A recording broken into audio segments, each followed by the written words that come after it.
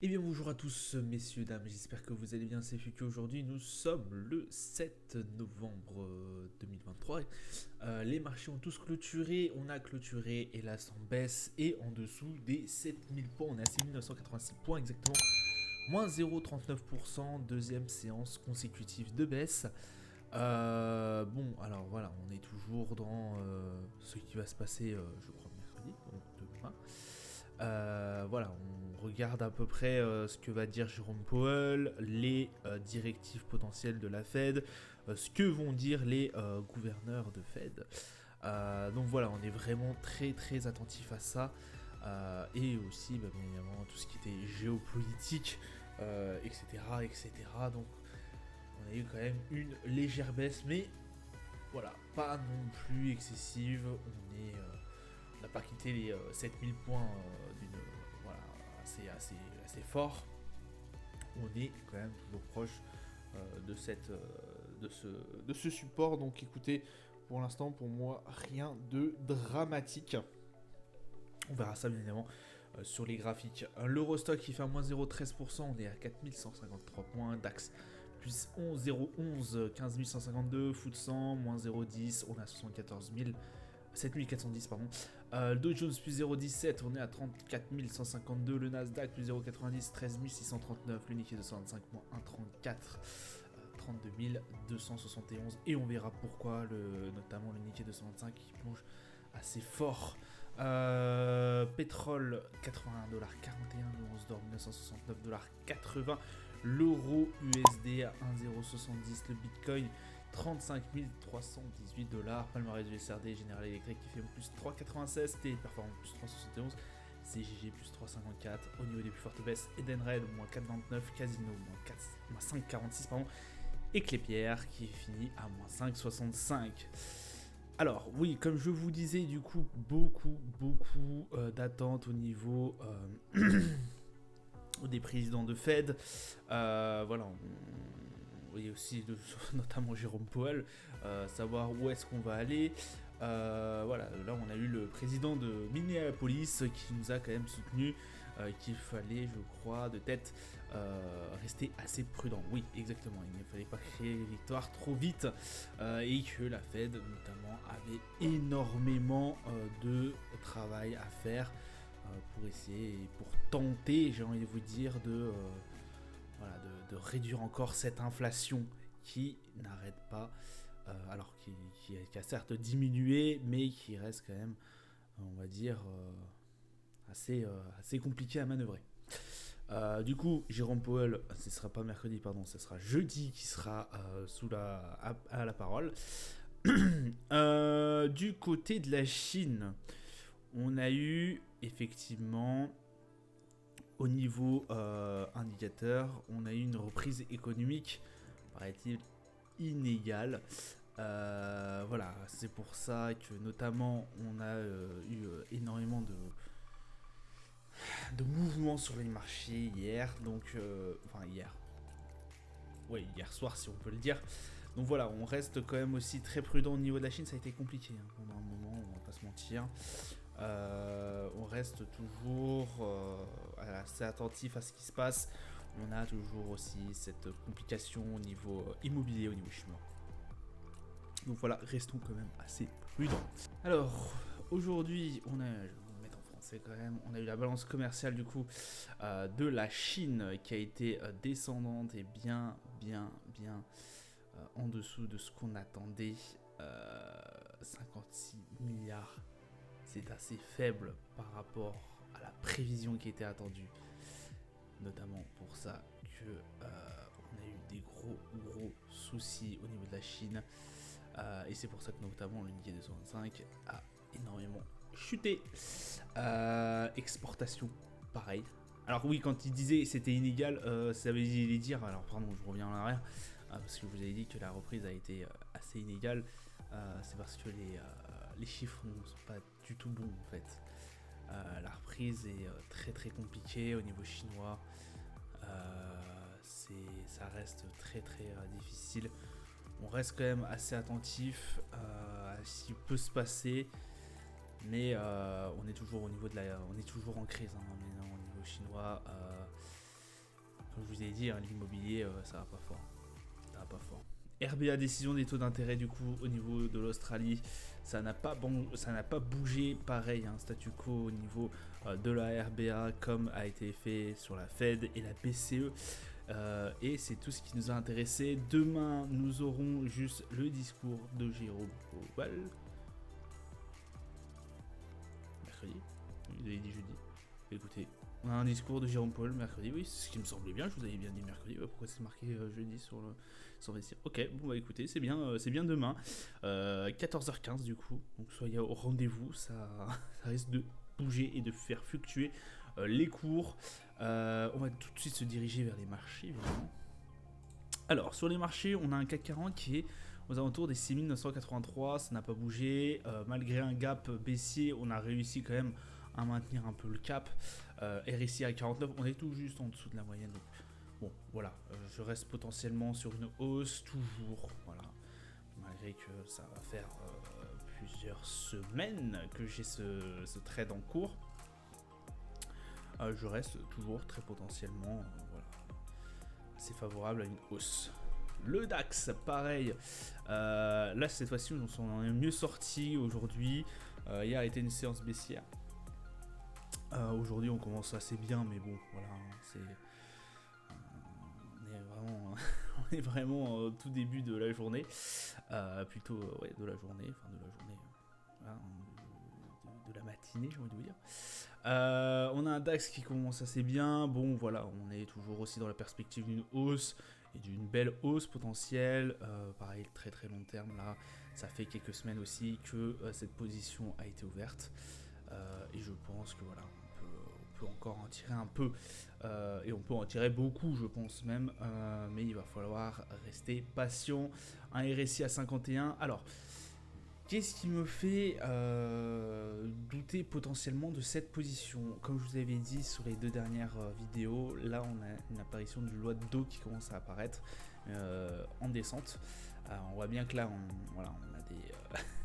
grosso modo, hein, on a une énorme... on a une énorme en fait, un cercle un peu... voilà, on a un peu une descente là qui commence à s'afficher. Bah écoutez, ça c'est pas très très bon. Alors on n'est pas vraiment, si on prend les mèches, voilà, on sera à peu près comme ça. Et si vous voulez, ce cercle, cette descente, elle est assez particulière parce qu'on voit bien qu'elle suit complètement la bande de Bollinger, pratiquement la moyenne mobile de la bande de Bollinger. Elle est très très compliquée. Et là on pourrait complètement basculer vers une tendance encore baissière. Qu'est-ce qui pourrait être un gros avantage au niveau de ce graphique là? C'est que si vous voulez, si on arrive à se dégager et à casser ce niveau, cette ligne, si vous voulez, qui se retrouve aux alentours des 15 200, si on arrive à clôturer au-dessus, on arrivera notamment à casser ce cercle de cette loi de dos, et dans ce cas-là, potentiellement aller chercher une hausse significative. Pour l'instant, je vous avoue que là, c'est toujours assez risqué. Pour réellement s'en dégager, il faudrait limite aller chercher les 15 320, 15 400. Là, on serait pratiquement sûr que la loi de dos, du coup, a été cassée. Et dans ce cas-là, on n'est plus vraiment sur une descente long terme. Parce que là, on voit bien qu'on est parti vraiment sur quelque chose d'assez long terme. Et ça nous a amené quand même dans les abysses, hein, pratiquement. Donc écoutez, on reste toujours très regardons ce qui va se passer. Vraiment, là, voilà, je vous ai expliqué là grossièrement comment je prévois la suite. Après, il se va de soi que si on retombe sur les 15 000, voire les 14 844, limite, ça serait là qu'on devrait stopper la position. Ça veut dire que là, on est toujours en train de redescendre. Pour moi, là, le niveau des 15 800... Ouais, okay, pardon, 14 583 a été vraiment très juste. Donc c'est pour ça que là, je veux vraiment profiter d'un énorme potentiel et essayer d'aller chercher beaucoup plus haut. Mais en tout cas, voilà, sachez que grossièrement, graphiquement, là, à l'heure actuelle, on est vraiment sur une phase descendante. On n'est pas du tout prévu pour l'achat. Là, c'est vraiment un petit risque que je prends. Pourquoi ? Parce que je pense que les marchés européens ont, comment on veut dire, ont fondamentalement plus de choses, plus d'attrait à aller chercher en haut, c'est-à-dire aller chercher vraiment aller trouver des sommets un peu plus hauts que redescendre encore. Voilà, même malgré un conflit géopolitique assez complexe, je pense qu'il reste quand même, voilà, l'économie va mieux. Enfin voilà, il y a plein de choses qui me font penser que potentiellement le DAX pourrait remonter assez vite et retrouver le niveau des 15 000 et quelques, enfin des 15 600, voire 16 000. Alors 16 000 c'est peut-être un peu trop exagéré, je pense pas tout de suite en tout cas, mais on peut toujours se faire surprendre. En tout cas, essayer d'aller chercher les 15 610 plutôt que les 14 000 et quelques. Voilà, c'est mon intuition, c'est personnel peut-être. Là, c'est vraiment au niveau graphique, on pourrait attendre. Graphiquement, là, on serait vraiment sur une zone on serait vraiment sur la descente. Moi, je pense que potentiellement, ça peut casser. Voilà. Au niveau du Brent, on est extrêmement baissier. Voilà, je vous avais dit de vous écarter un peu de ce marché. Là, on est à 82,16$ le Brent, pardon. Vraiment, je vous avais dit de vous écarter, mais j'étais plutôt favorable sur une descente. Là, je reste toujours sur la même chose. Je vous dis de vous écarter. Si vous voulez vraiment prendre une décision, voilà, essayez d'aller chercher sur une descente. Je pense que ça peut continuer là-dessus. On n'a pas d'embrasement pour l'instant au niveau du Moyen-Orient et pour l'instant le conflit ne s'exporte pas. Donc écoutez, là ça se met en place. On a une descente qui commence à se mettre en place. Je reste quand même très très prudent sur le Brent, en tout cas en ce moment. Le 11 d'or. Alors le 11 d'or, je pense que je vais aller chercher une baisse. Je pense que c'est largement faisable de chercher une baisse au niveau du 11 d'or. On peut se faire surprendre après. Voilà, hein, là on a tapé les 1955. Certes, c'est remonté après, mais je pense que potentiellement ça peut être très très intéressant d'aller chercher une baisse au niveau du 11 d'or. Alors là, c'est peut-être aussi à envisager un peu trop, mais je pense que c'est potentiellement le moment d'avoir la contre-tendance commence à se dérouler. Là, je prends peut-être un peu de risque aussi, sachant qu'on voit bien que la moyenne mobile de Bollinger en moyenne 20 n'a pas été encore franchie, que le MACD reste quand même assez puissant. Voilà, je reste attentif, je pense potentiellement soit ce soir, soit demain, je mettrai une position sur le 11 d'or, malgré le fait qu'effectivement le MACD reste quand même assez haussier et que le RSI est quand même à 56 pour moi. Alors après, on peut très vite se tromper, mais je pense que c'est possible qu'on voit une descente se faire petit à petit. Voilà. Le S&P, écoutez, ça s'en sort encore très très bien pour nos indices américains. 4377, on est à 59 au niveau du RSI, donc très très très très fort. Voilà, potentiellement aller chercher les 4501, c'est largement possible. On reste quand même prudent, on est à des niveaux assez techniques au niveau du S&P. Voilà, restez quand même assez prudent, je ne prendrai pas de décision en tout cas sur le S&P à l'heure actuelle. Mais écoutez, on pourrait être surpris soit par une descente, soit par une hausse en fait. Donc écoutez, pour l'instant, moi je m'efface un peu du S&P. De toute façon, je n'aime pas trop cet indice. Donc voilà.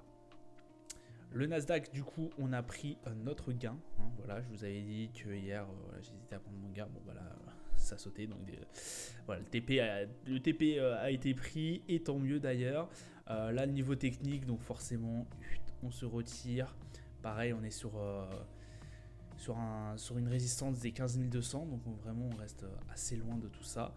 Et puis on verra par la suite si des opportunités peuvent s'en dégager. Et un RSI à 61, donc on est bien aussi. Et le MACD qui a changé complètement de tendance. Dow Jones c'est pareil, on a pris notre gain, on a pris notre take price, donc c'est nickel. 34 145, on est tout juste en dessous des 34 300. Voilà, là on va pas jouer avec le feu, on a eu une belle hausse. Est-ce qu'on pourrait aller chercher encore plus haut? Oui, mais pour l'instant vraiment, voilà, je préfère me retirer. On est sur des niveaux très techniques, les 34 300 sont vraiment des niveaux aussi compliqués, bien parce qu'il nous a fait une résistance pendant un bon bout de temps, comme le 33 000 qui nous a fait un support pendant un bon bout de temps aussi. Voilà, c'est des niveaux assez complexes, donc écoutez, moi je me retire quand même de ces marchés-là, que ce soit au niveau du CSNP, du Nasdaq et du Dow Jones, et pour l'instant, je ne prends pas de position. Le 11 d'or, comme je vous ai dit, bon bah voilà, ça m'intéresse grossièrement d'essayer de voir ça à la baisse. Voilà, en tout cas, ça sera tout pour moi pour aujourd'hui. Je vous souhaite une excellente et agréable journée et je vous dis à plus tard. Ciao, ciao.